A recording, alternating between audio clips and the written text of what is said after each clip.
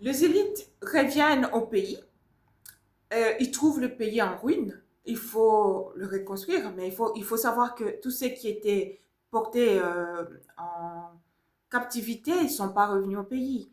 La majorité sont restés là où ils étaient parce qu'ils se sentaient bien. Et ceux qui avaient la nostalgie de retourner dans leur pays, ils sont retournés quand même pour faire les travaux de construction des temples et tout ça. Alors ils sont arrivés là-bas, c'était pas facile, tout est écrit, tout est écrit. Mais il faut savoir que la Bible, en fait, c'est discussion sur discussion. C'est pas quelque chose, on se lève le matin, Dieu me révèle des choses et je vais écrire. Mais non, d'abord, c'était une tradition orale. Et cette tradition orale, euh, et ça a été transmis de bouche à bouche. Donc, il y a beaucoup de manquements dans les écrits. Alors, quelqu'un qui va te dire que oui, c'est comme ça que ça a été dit, on ne doit pas le contredire, parce que dans la même Bible, il y a des gens qui ont usé et abusé de la Bible. Usé et abusé de la Bible. Aujourd'hui, il y a des gens qui se sont retrouvés dans le mariage parfois, parce que leur pasteur leur a dit, ben, vous voyez, dans la Bible, ça a été dit comme ça, ça doit être comme ça. Mais non, c'est pas comme ça que ça doit être. C'est pas comme ça que ça doit être. J'avais pas encore cette connaissance de la Bible. J'ai failli me faire avoir. J'ai failli me faire avoir par un homme qui voulait me marier au lieu de venir. Parce que le problème de l'amour, ce n'est pas spirituel. L'amour, ce n'est pas spirituel. L'amour, c'est charnel. Parce que tu regardes quelqu'un, cette personne te plaît, et tu lui dis que je t'aime, je vais te marier. Et ne pas tourner autour de la Bible, tourner autour des visions qui n'ont ni queue ni tête. C'est des mensonges tout ça. C'est vraiment des mensonges. Quand tu aimes quelqu'un, tu viens le trouver, tu parles avec lui et tu lui dis si tu l'aimes et que lui aussi t'aime. Et ça doit être quelque chose de charnel avant que ce soit spirituel d'abord. Alors cet homme, il me voit, il vient. D'abord, c'est pas lui qui est venu, il a envoyé quelqu'un en disant, ben, va dire à cette demoiselle, je l'aime, je dois, donc, non, je l'aime pas, ben, j'ai eu une vision, Dieu m'a montré, c'est elle qui sera ma femme. Oh, il envoie la personne vient me voir, et puis il me fait, ben oui, vous savez, il y a un frère qui avait la vision, dans la vision, que tu étais sa femme, c'est Dieu qui lui a montré. J'ai dit, ben, écoutez, si Dieu lui a montré, moi aussi j'ai pris, il faut que ce Dieu-là me montre aussi que c'est lui qui veut me marier. Si j'avais accepté, je serais sa femme contre mon cœur parce que j'ai entendu sa vision bidon pour me dire que c'est lui qui voulait m'épouser. Vous voyez, il faut analyser toutes choses. C'est vrai, c'est écrit. Ces écrits-là sont inspirés de Dieu. Mais il y a eu des hommes qui ont mis des choses dedans et qui ont été en discussion avant de dire que ça vient de Dieu. Parce que même Dieu, lui-même, il change d'avis. Il est le Dieu qui change d'avis. Il est le Dieu qui peut prendre la décision de détruire et il est le même qui peut prendre la décision de ne pas détruire. L'exemple est simple. Nous avons vu avec Jonas. Il prend Jonas, Jonas qui connaissait bien son Dieu. Il dit, Seigneur, toi tu es comme ça.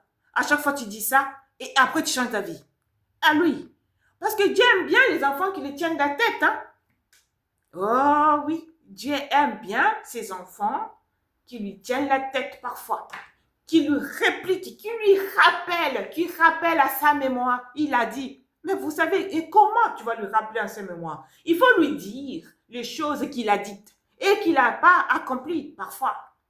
Le Dieu là, il est capable de dire les choses aujourd'hui et de ne pas les accomplir aussi.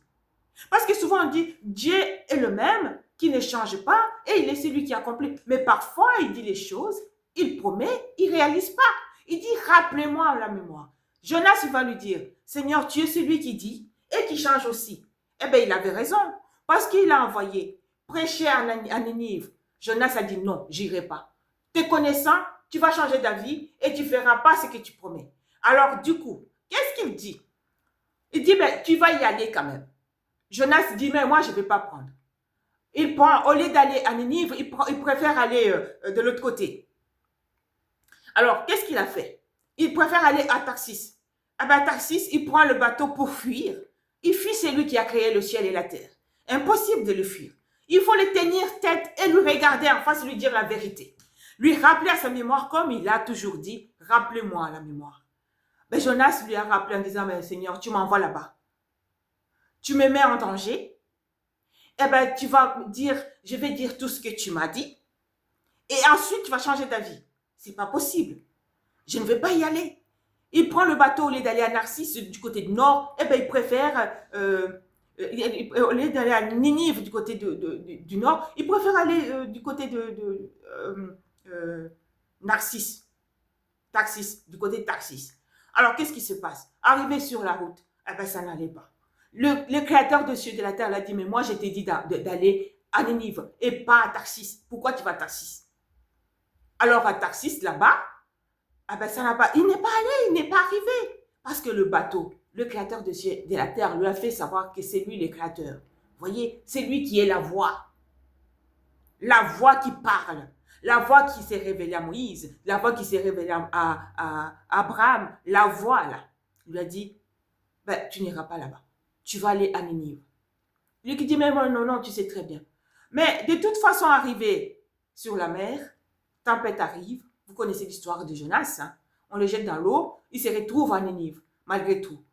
Dieu prête le transport. Le transport, c'est quoi? C'est le poisson. Le poisson se retrouve à Ninive, et Ninive, Jonas n'avait plus le choix que de prêcher, d'apporter la parole de Dieu là.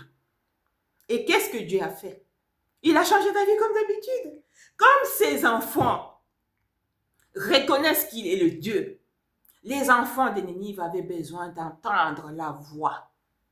Oui, la même voix qui a parlé de Moïse, la même voix qui a parlé d'Abraham, la même voix qui a parlé avec Abraham, Moïse, Isaac et Jacob.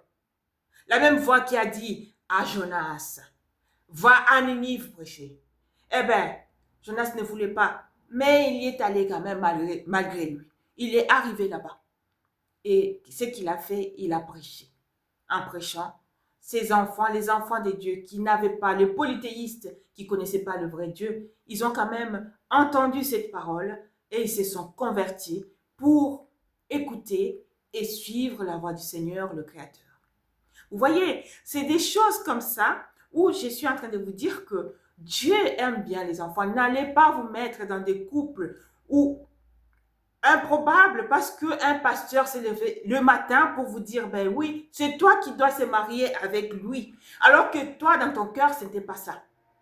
Dans ton cœur, ce n'est pas le critère. Exigez à ces dieux-là de vous donner vos critères. Exigez. Il est le Dieu qui dit, rappelez-moi le mémoire. Mais quelle est ton exigence? Quel est ton désir? Qu'est-ce que tu veux que Dieu fasse pour toi? Qu'est-ce que tu veux que Dieu fasse pour toi? Est-ce que tu veux vraiment te mettre avec un homme qui n'est pas dans tes critères? Est-ce que tu veux vraiment te mettre avec une femme qui n'est pas dans tes critères? Non. Le même pasteur là qui te dit, regarde un peu sa femme. La femme est magnifique. Regarde un peu le même pasteur là qui te dit, regarde un peu son mari. Le mari est magnifique. Tu ne vas pas te mettre avec quelqu'un qui n'a pas... Voilà. Donc, alors du coup, parce que le pasteur te l'a dit. Non.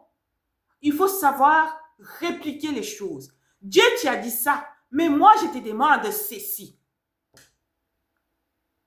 Oui, il veut que ses enfants lui posent des questions, lui rappellent en disant, Seigneur, tu as dit ça, mais moi j'ai dit ça. Je veux que c'est ça. C'est ça que je veux. C'est ton père, non? Il va te les donner. Dieu n'a pas besoin de ceux qui ont peur de lui. Il n'a pas besoin de ceux qui ont peur de lui. Dieu, il a besoin de celui qui se tient debout. Même le fait de fermer les yeux quand tu pries. Pourquoi tu fermes les yeux quand tu parles avec ton père?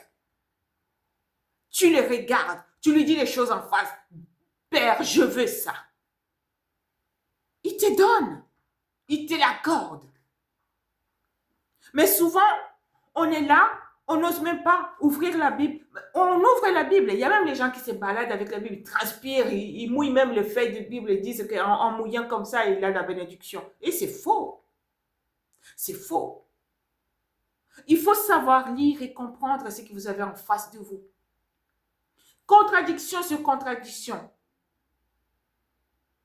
Celui-là, il donne ça, c'est parce qu'il y a eu tellement la dispersion des enfants d'Israël ailleurs. Et tous ceux qui sont partis ailleurs sont revenus avec leurs pensées, avec la connaissance de Moïse et d'Abraham. et d'Abraham et de Moïse et d'Aaron. C'est pour ça que leurs idées convergent. Il y a beaucoup d'incohérences. Pourquoi? Parce que celui-là, il vient avec son idée. Il met là. Il dit, mais mon idée va entrer. Ben, c'est lui qui prend son idée pour le mettre. Il dit, bon, je vais le mettre quand même, mais je vais le corriger derrière. Il corrige derrière. Il dit, ben là, tu as dit ça, tu as été un peu dur. On essaie un peu de corriger ici. Voilà. Alors, on met là derrière. Ensuite, c'est comme ça, la Bible. Dieu se révèle à ses enfants. Chacun vient avec ses pensées. Chacun vient avec la mentalité de son quartier, la mentalité le milieu dans lequel il évolue. Il rajoute là-dedans, c'est discussion par discussion, discussion sur discussion. Alors du coup, ils mettent tout ensemble, ils essaient de dire, ben, maintenant tu vas prendre ce qui est bien et ce qui est mauvais, tu jettes. Voilà. Mais on va vous dire, mais non, la Bible a dit ça, vous devez faire ceci, vous devez pas répliquer, vous devez pas. Mais c'est pas comme ça que ça se passe. Dieu, il est là, il attend tout simplement de discuter avec nous. Dieu attend de discuter avec ses enfants. Dieu n'a pas besoin des enfants craintifs. Vous êtes là, au lieu de lui dire les choses, vous tournez autour de pot, vous acceptez les choses contre votre volonté, contre votre désir.